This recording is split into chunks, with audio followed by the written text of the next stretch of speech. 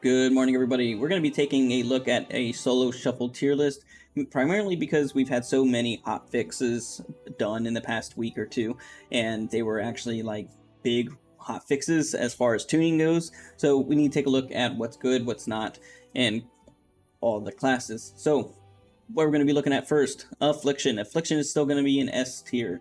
It's been an S tier for every PvP ranking still, and it's going to remain an S. All they did was nerf their damage abilities and buff their other damage abilities. So their numbers just got played around with what's stronger and what's not. They're still going to remain S tier as it stands. They're still one of the castiest tankers ever. And as far as solo shuffle, they can just spread their dots everywhere, and they're extremely strong still. We have Arcane Mage. Arcane Mage is going to get into A tier. They still do phenomenal damage. Their burst potential is extremely high to one-shot players. Maybe not one-shot every player, but they still have that potential. Problem with their spec right now is that they have to set up their burst, and if you can shut them down, they're not going to get their burst off as long as you keep harassing them. So personally, that's going to be an A tier, easy. Arms Warrior. Arms Warrior is surprising, and I think it depends on whose hands Arms Warrior is in. Arms isn't doing insane damage, and then sometimes it's like the damage comes out of nowhere and starts bashing people. I'm not sure where that's coming from exactly, but in my experience, from what I've dealt with myself, it's going to be a B tier for solo shuffle. They're the kill target 9 times out of 10. Their defensives aren't the craziest. Their damage is decent out of nowhere, like I was saying. But overall, as far as solo shuffle climbing the rating and everything, they're going to be a B tier.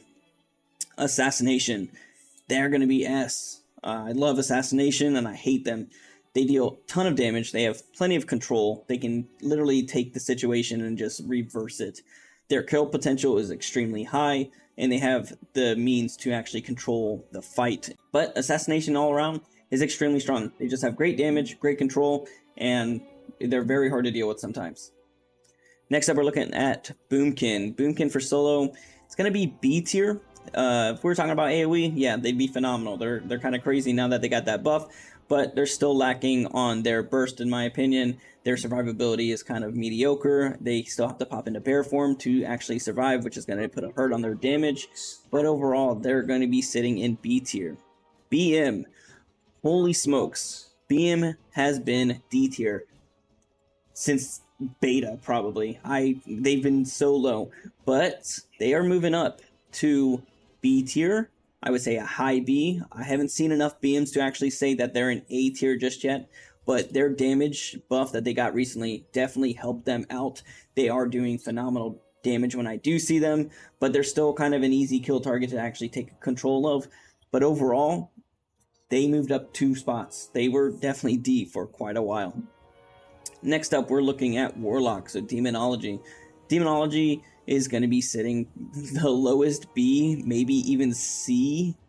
Demonology just doesn't have the greatest damage right now. It's all mediocre damage. It's all easy to kill, easy to CC. I don't have any issues with Demonology. I've never seen anybody have an issue with Demonology right now. They're going to be sitting in C tier. Destro. Destro's, I would say A tier or even a high B, but I'm probably going to say A tier for now. They do great damage. They haven't been really nerfed or buffed in these hot fixes, but overall their damage is just, if you see a green stream going at somebody, they're probably going to get hit really hard, but it's also a lot harder for them to get their actual damage off. But overall, they're still very strong. They have great CC, and their defensibility. Survivability is extremely strong as well, because they're obviously a tanky caster, but no mobility, of course, because they're stationary. But overall, they're going to be sitting in A tier. Next up, we got Devastation. Devastation is going to be sitting A tier, for sure, 100%. Maybe even a low S. But their mobility, a lot of people struggle with right now, is that they can't contact with them because they're immune when they hover to any kind of slows or anything like that, snares. You can't touch them. So their damage also for single target, their burst is probably some of the best in the game. They do insane bursts. So overall, they're going to be sitting in A tier mainly because of their survivability. They don't have great defensives. It's just their ways to get away from people, and that their burst damage is just so high because it seems like their sustained damage is even very strong as well. So they're sitting in A tier. Next up, we got Disc Priest. Disc Priest, I'm putting in S tier. Their presence is so strong in the game right now. It's hard to say that they're not S tier. It's very easy to see. It's very hard to chunk their health down because they have so many different kind of heals and abilities to defend their team and everything. So as far as solo shuffle goes, they're definitely going to be an S tier healer. They're also very easy to play as far as other healers go. Elemental, we haven't really heard a lot about, or even actually seen. I rarely see an Elemental. I see some people try and enhance, but Elemental, I'm probably going to put at a highest B right now. They just seem very easy to kill, very easy to kite, nothing too crazy. They were doing a lot of burst at first, but now that we've geared up and got some scaling into the mix, they've kind of toned down with how hard they hit. I would not be surprised if they end up buffing them, but I'm going to say a B tier only because their survivability is great. Offensive burst and sustained damage isn't really oh shit potential, realistically. So we're looking at Enhance. Enhance is another one that was following BM's trail in a D tier. Since all these buffs, I will put them at a low B, and here's my reasoning. They got insane buffs, like 60% here, 40%, 20% here. They did get a nerf on their Feral Spirits, but the problem with Enhance right now is that they don't have the haste to back up their damage. They are a very slow playing class. I played mine for quite a while, got it up to 1600 rating, and I was like, okay, I'm done. I had to grind that out for a bit. But what I was getting so aggravated at is that their haste, their global cooldowns were too long. They need a lot of haste to feel very smooth, and it's just not there. They do hit pretty hard, but also being the kill target 9 times out of 10 didn't help. And for that, I'm going to say B tier. They're going to be a very hard class to actually climb up in solo shuffle. Next up, we got Feral. Feral's insane. They're easy S tier. I would probably say out of all these, they're stronger than... I would actually make Assassin higher than Affliction, but Feral is going to be up there above Assassination. Feral doesn't have that great of control like Assassination and Rogues do, but they do have that Cyclone. They do have the fantastic healing and to heal others, which is their healing's insane right now. And Convoke Spirits seems to be the play because they are literally one-shotting people with that ability. So if you're not talented in that and you're playing Feral, try Convoke Spirits. It's kind of crazy. But right now they're sitting in S tier. They're going to be a very easy class to kind of play and get into. Frost Mage. Frost Mage is, I would say, a high A, maybe even low S. And it's going to be the strongest A, I think, out of all these.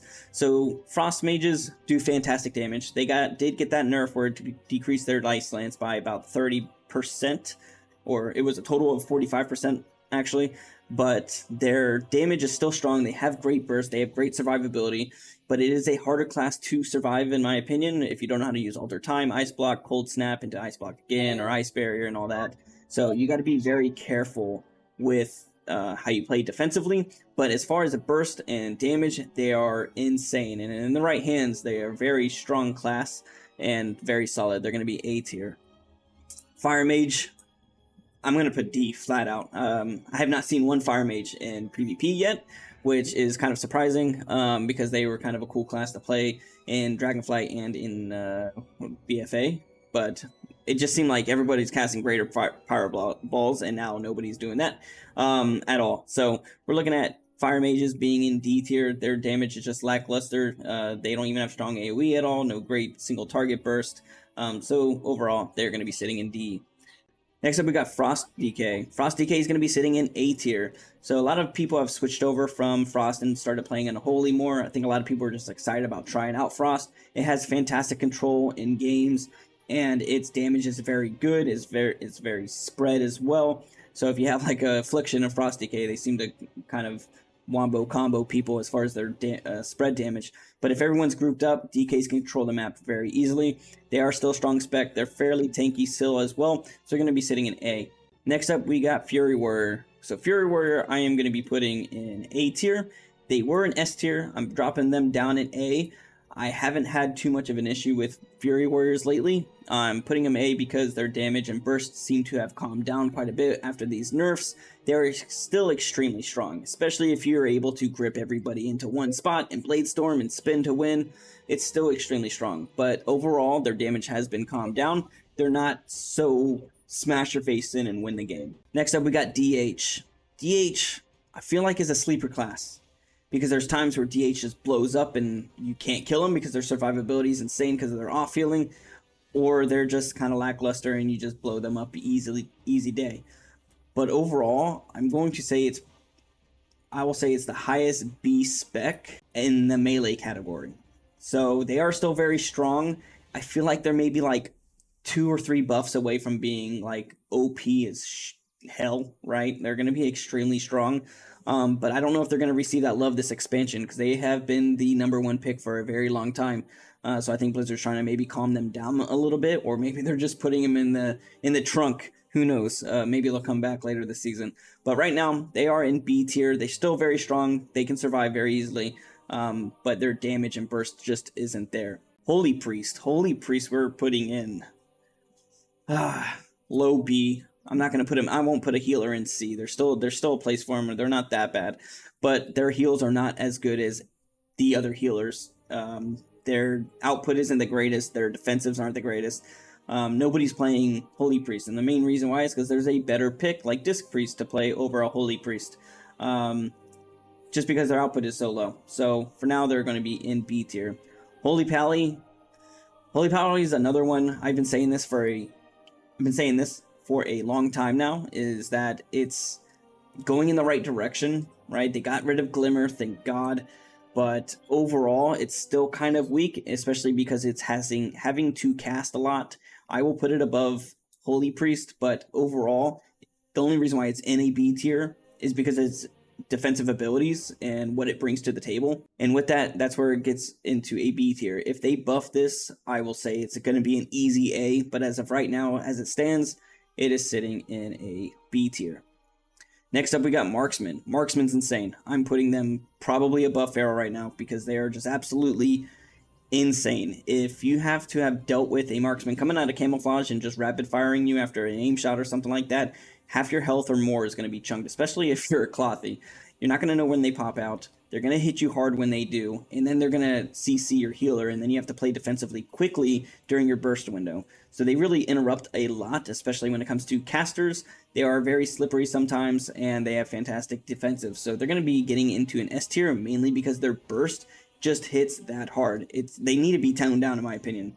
But if you play a Marksman Hunter, you're probably laughing at everybody. Next up, we got Mistweaver. So Mistweaver, we are going to be placing in A tier. They're not insane. I would say a low A, maybe not if like a high B, but I think they deserve A tier. Their single target healing is phenomenal, so they can focus very easily. The problem where they're going to have trouble with is their healing being spread, so if they're facing dot classes or something like that, they're going to have issues with that. But overall, their healing output is fantastic. Their damage as a healer is fantastic, so overall, they're going to be sitting in A tier. Outlaw Rogue. PvP, I think people are sleeping on them. I don't think they don't have a strong presence because there's other strong picks, and I think if more people played them, people would be like, oh my god, Outlaw could be broken.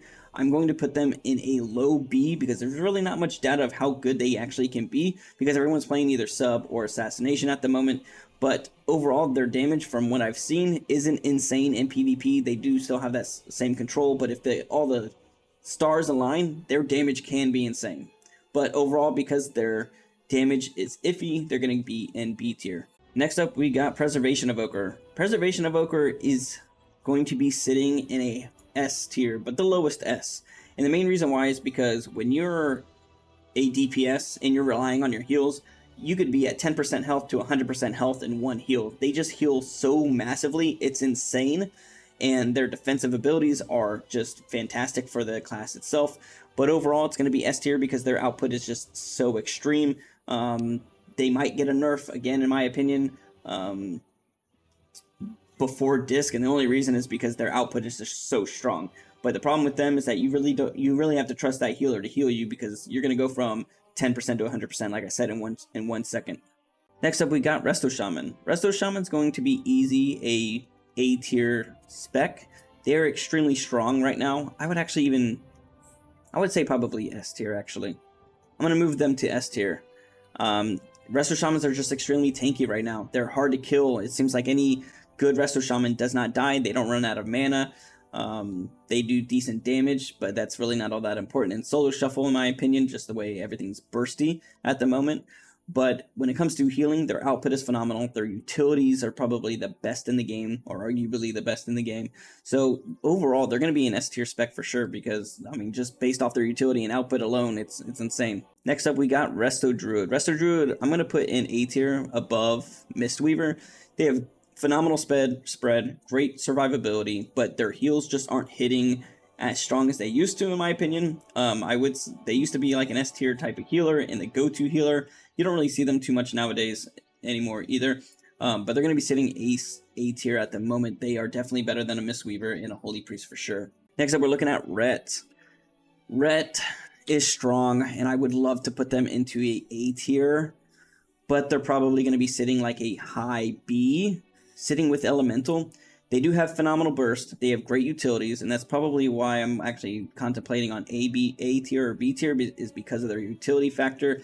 They have phenomenal defensives for their teammates, and they bring a lot to the table. It's awesome to have one. And they have, like I said, great burst, great sustain, but their mobility is lacking compared to a lot of other classes that are slippery. So that's kind of where it's going to not connect their damage. Blizzard made them a melee range, which does help, but overall, they're going to be sitting in B tier. Their damage just doesn't hit as hard as it used to. Next up, we got Spriests. Spriests, I feel like everyone sleeps on this class too. I think they're extremely strong, if not the highest A, but the lowest, I'm probably going to put them a low S.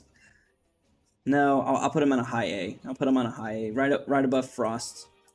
Sadly, they're very equal in my opinion, because Spriests have great spread, great damage, great burst, great defensives. They're very hard to deal with sometimes, especially because they have Dispersion, which is a heal and mobile ice block essentially. It might as well be. But their burst is extremely strong, especially when they have the dots spread across the classes. They're going to be a solid A spec and even arguably maybe an S tier. Next up, we're looking at Sub. Sub, a lot of people are going to disagree with this. I'm putting Sub in an A tier spec as well. Main reason why is because Sub is just only extremely hard hit. Their damage is not there compared to Assassination, but they have so many different vanishes, so many ways to get away from people that they can control the map so much. But their burst window isn't like an Assassination, that's why I don't want to put them into the same tier, because there's an obvious difference in their damage. But the problem between the two is that Sub is so much slipperier than an Assassination rogue. So they're definitely going to be a solid spec. Why they're being in an A tier is because that their damage is lower than an Assassination's. Next up, we got Survival. Oh, Survival. They hit hard. They come out of nowhere. And they're crazy. I would maybe even say an S tier as well. Or a high A. I'm going to say a high A. And the main reason why is because, for almost a very similar reason to Assassination, is that Marksman is just a better spec over Survival. But if you like that close range kind of style, they still do great spread damage. They do great burst damage. They're extremely tanky. Like, not tanky's a bad word, but their survivability is just very high. They can self-heal very well, and Dieter, it's just crazy as far as how much defensives that they got, in my opinion, versus Marksman. And so they're going to be sitting at an A tier mainly for their survivability, but their damage is also close to Marksman, but it's just nowhere near as good as Marksman overall. Next up, we got Unholy. Unholy is, God, they're good. They've been good since the release of expansion, but I'm gonna say that they're gonna be an easy S tier right now, but probably one on the lower S's at the moment. It seems like if you're a melee, you can wipe down a DK kind of easily with no hassle, no issue.